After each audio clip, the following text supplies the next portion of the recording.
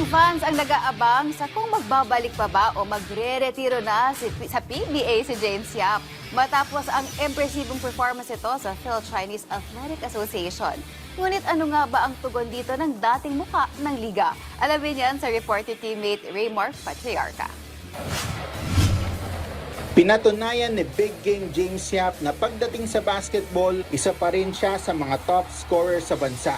Yan ay matapos niyang pangunahan ng Washong College of Iloilo Lamtex Pipes sa kanilang championship run sa Phil-Chinese Athletic Association. Sa winner-take-all Game 3, bumuhos ng 19 points si Yap kasama pa ang 10 rebounds para maiselyo ang panalo kontra sa Xavier School Acrosity X Shush na pinagbibidahan naman ng dating PBA stars na sina Chris Chu at Joseph Yeo.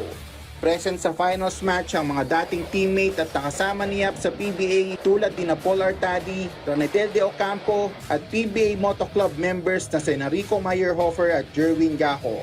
Kaya naman hindi pinalampas ng PTV Sports ang pagkakataon na maitanong kung gusto pa ba nilang makita muli sa professional league ang dating mukha ng PBA.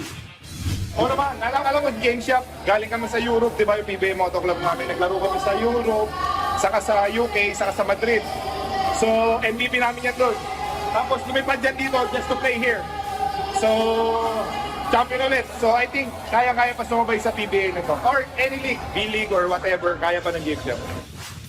Oo naman, hindi pa naman nag-retire si James eh.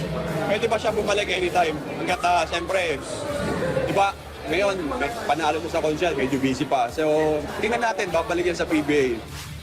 Palagay ko si James, pwede ba siya maglaro ulit sa PBA? Parang si Manny Pacquiao lang yan, di ba? Parang bumalik ulit. So, sa batch kasi namin na 2004, siya na lang yung natitira na hindi pa nag-a-announce ng retirement. So, palagay ko kung makakabalik siya, mas okay din yun sa liga at maraming manonood. Sino ba naman ayaw makita ang isang legendary James Yap na maglaro ulit sa Philippine Basketball Association, di ba? So, it's up to him kung paano siya magpakondisyon, pero kayang-kaya pa niya, kayang-kaya. Ngunit kung si James Yap ang tatanungin, may balak pa ba itong magbalik sa PBA at may kuponan bang may hawak sa kanyang playing rights? Well, tignan natin.